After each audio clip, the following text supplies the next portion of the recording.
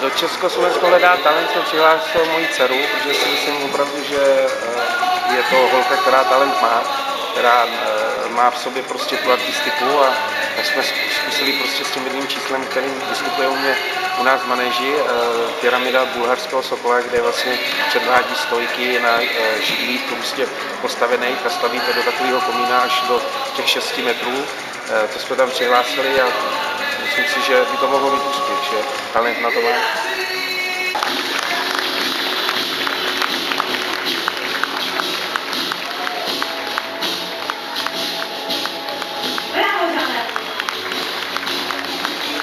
No, budu tam dělat vlastně ty židle, co dělám v cirkuse, ty židle, vlastně ta ekvilibristika.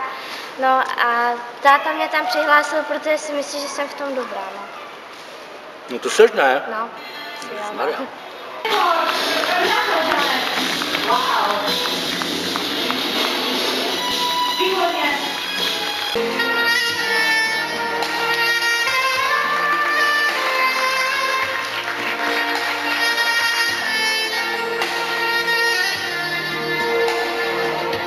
A jaký si myslíš, že je rozdíl mezi dítětem tebou jako u cirkusu a dítětem, který není u cirkusu, který myslíš, jako máš to ty těžší, nebo to mají ty druhý těžší, nebo lehčí, co myslíš?